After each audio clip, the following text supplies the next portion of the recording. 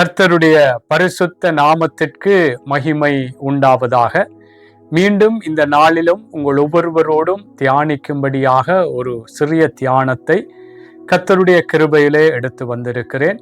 இன்றைய நாள் தியானத்தினுடைய தலைப்பு, எதிர்ப்புகளை கண்டு அல்லது பயமுறுத்தல்களை கண்டு ஓடி ஒளிந்து விடாதே. பயமுறுத்தல்களை கண்டு, எதிர்ப்புகளை கண்டு ஓடி ஒளிந்து விடாதே. அன்பான சகோதர சகோதரிகளே, கிறிஸ்துவுக்குள்ளாக வாழ்கிற நாங்கள் ஒவ்வொருவரும் நாங்கள் எதிர்ப்புகளையும் சில பயமுறுத்தல்களையும் கண்டு நாங்கள் ஓடி ஒளிந்து விடுகிறவர்களாக, அல்லது நாங்கள் ஏதோ எங்கேயாவது போய் மறைந்து விடுகிறவர்களாக இருந்து விடக்கூடாது. தேவ பிள்ளைகளே, நான் ஏதோ ஒரு துணிகரமாக, ஏதோ ஒரு மாம்ச வைராக்கியத்திலே நான் செயற்பட வேண்டும் என்பதை நான் சொல்லவில்லை.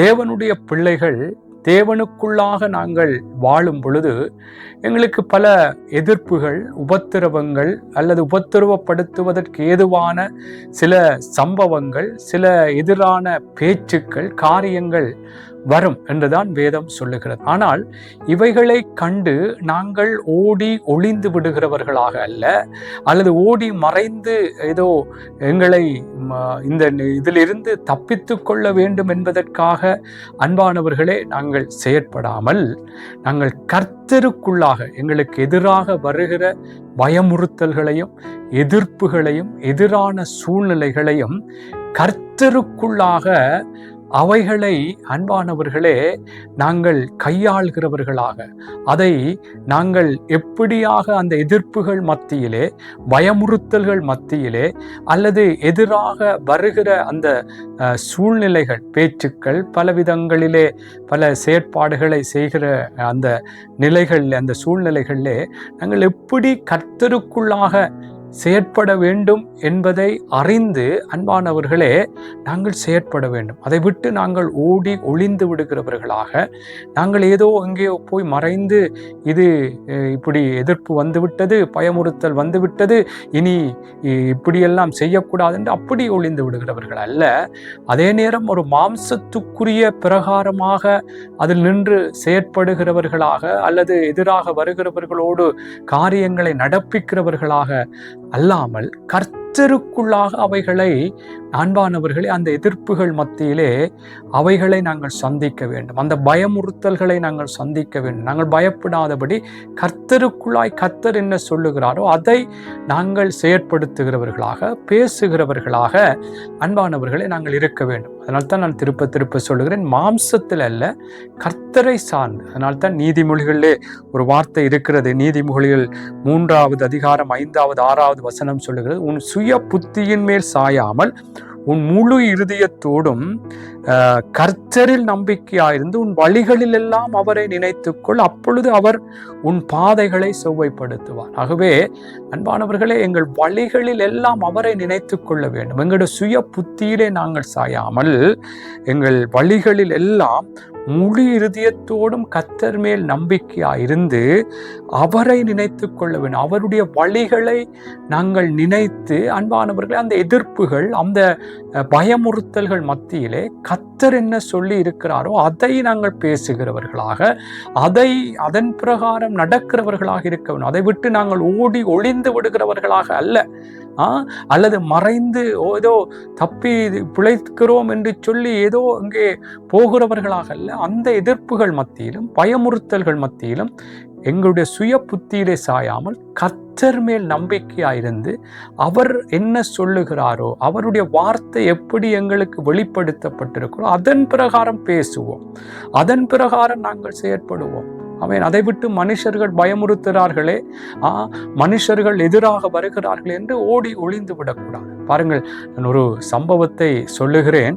அங்கே தாவீதை குறித்து இஸ்ரவேல் ஜனங்களை அந்த கோலியாத் எப்படியாக பயமுறுத்தி கொண்டு அங்கே இஸ்ரவேலின் தேவனையும் அந்த இஸ்ரவேலின் சேனைகளையும் அன்பானவர்களே அங்கே அந்த இராணுவங்களை எல்லாம் பயமுறுத்தி பரியாசம் பண்ணி பேசிக்கொண்டிருக்கிறார்.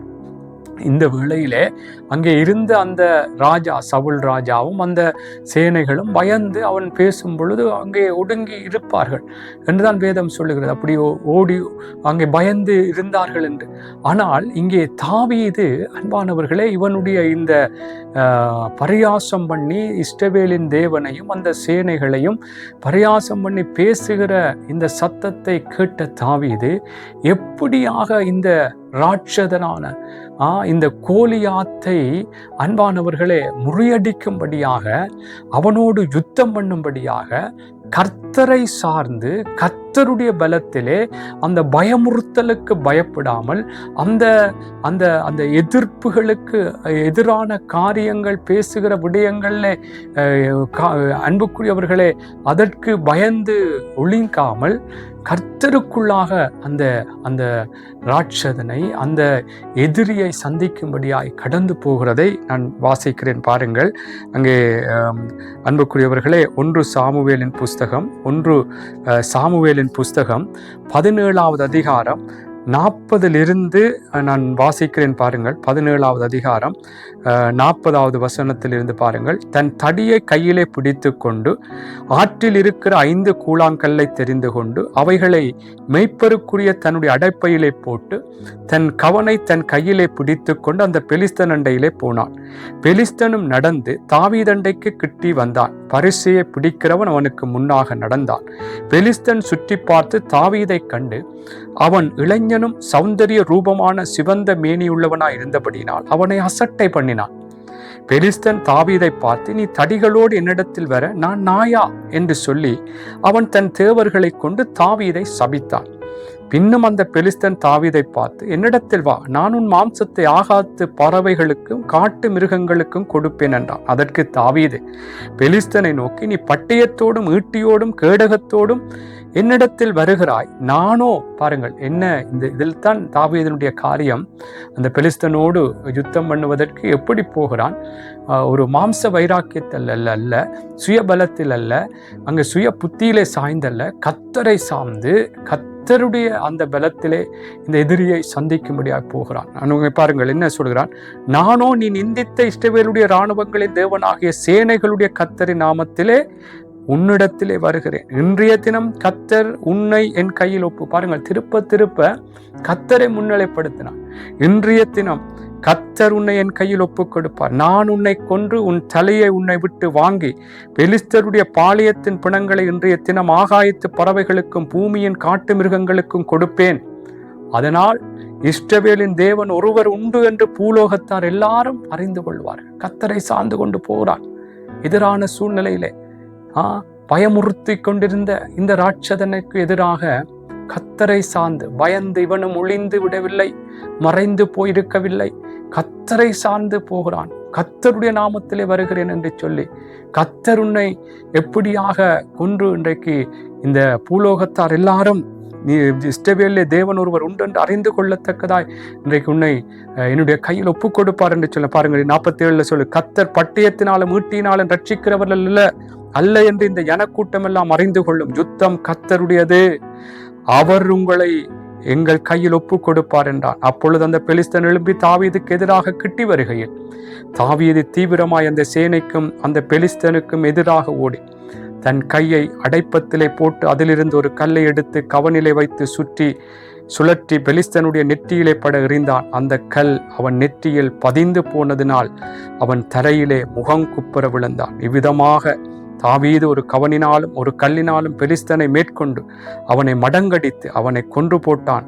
தாவீதின் கையில் பட்டயம் இல்லாதிருந்த ஆகையால் தாவீது பெலிஸ்தனண்டையில் ஓடி அவன் மேல் நின்று அவன் பட்டயத்தை எடுத்து அதை அதன் உரையிலிருந்து உருவி அவனை கொன்று அதனாலே அவன் தலையை வெட்டி போட்டான். அப்பொழுது தங்கள் வீரன் செத்து போனான் என்று பெலிஸ்தர் கண்டு ஓடி போனார்கள். அன்பானவர்களை பாருங்கள், இவன் பயந்து அந்த பயமுறுத்தல் அந்த எதிரான பல பேச்சுக்களை கண்டு இவன் பயந்து இவனும் ஒளிந்து விடவில்லை, மறைந்து விடவில்லை. கர்த்தருடைய நாமத்திலே கர்த்தர் எப்படியாக அந்த சூழ்நிலையிலே நின்று பேச வேண்டும், அந்த சூழ்நிலையில எப்படி அந்த எதிரியை சந்திக்க வேண்டும் என்று சொல்லி கர்த்தர், அன்பானவர்களே, அன்று தாவீதுக்கு உள்ளாக கர்த்தர் இடைப்பட்டது போல எங்களுக்கும் இந்த நாட்களிலும் கர்த்தர் பல ஆலோசனைகளை சொல்லி இருக்கிறார்.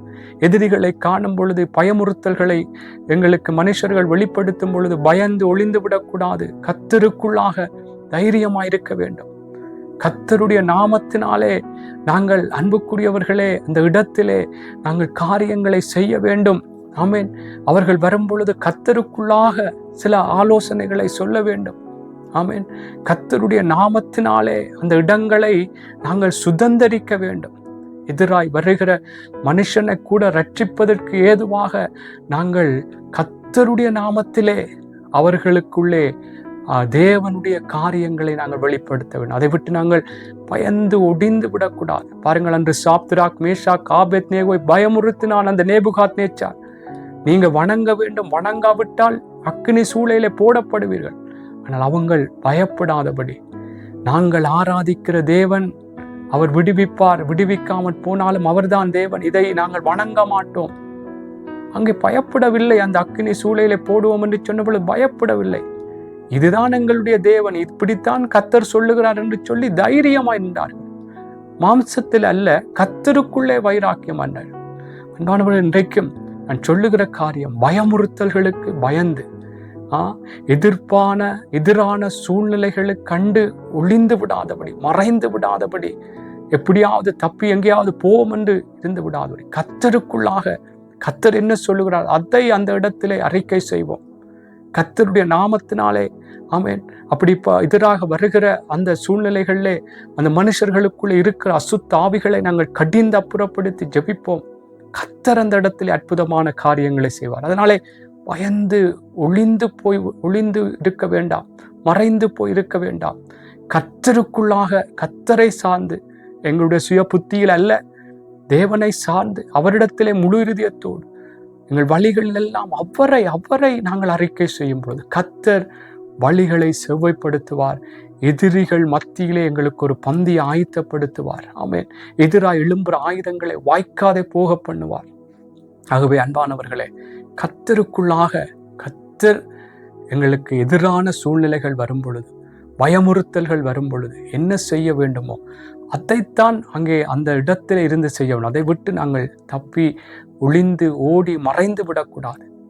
ஆமான் பாருங்கள், அந்த யூத ஜனங்களை அழிக்க வேண்டும் என்று திட்டம் போட்டு எல்லாம் காரியங்கள் செய்தான். ஆனால் அந்த ஜனங்கள் எப்படியாய் கர்த்தருக்குள்ளாக அவர்கள் செயற்பட்டார்கள், உபவாசம் பண்ணி ஜெபித்தார்கள். ஆமென்.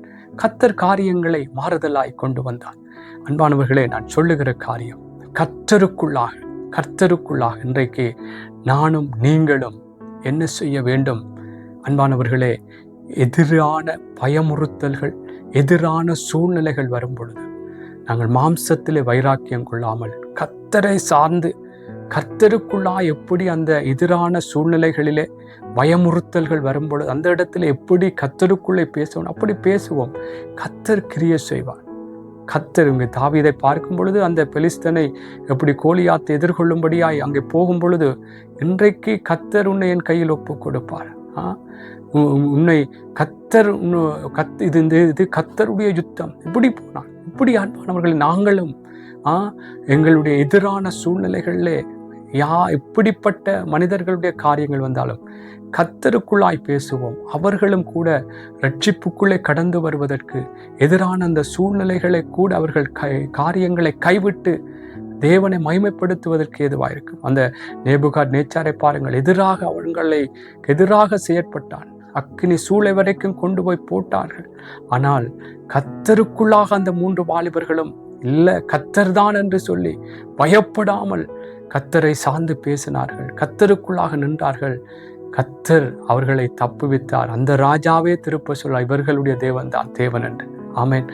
அன்பானவர்களே, நான் என்ன சொல்லுகிறேன் என்றால், கர்த்தருக்குள்ளாக பயமுறுத்தல்களுக்கு, எதிரான சூழ்நிலைகளுக்கு பயப்படாமல் கர்த்தரை சார்ந்து அந்த இடங்களில் நிற்போம், பேசுவோம். கர்த்தர் அந்த இடத்துல பெரிய காரியங்களை செய்வார். பயந்து ஒளிந்து மறைந்து விட வேண்டாம்.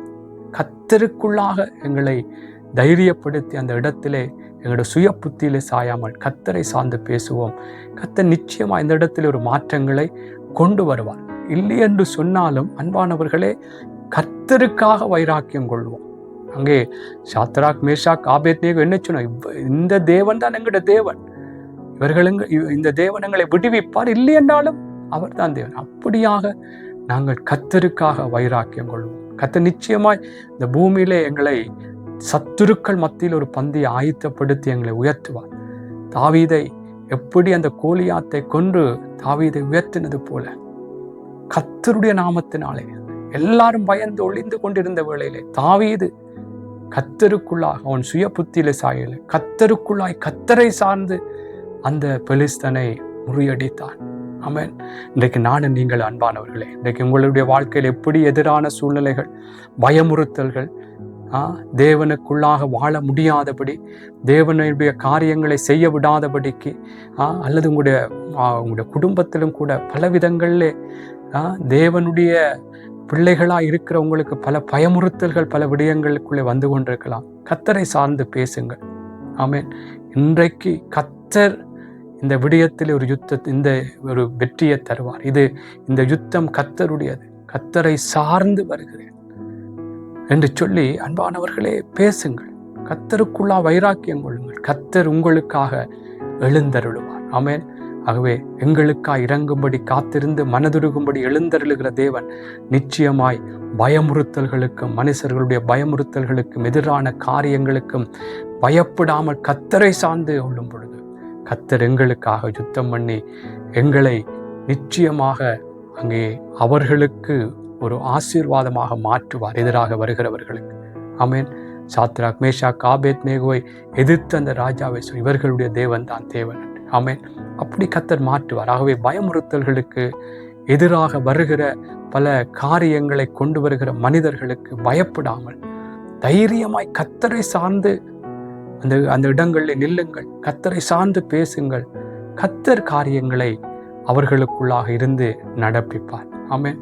சில வேளை உபத்திரவம் வந்தாலும் ஏற்றுக்கொள்வதற்கு ஆயத்தமாயிருப்போம். ஆமென். கர்த்தர் ஆசீர்வதிப்பார். ஆமென். ஆமென்.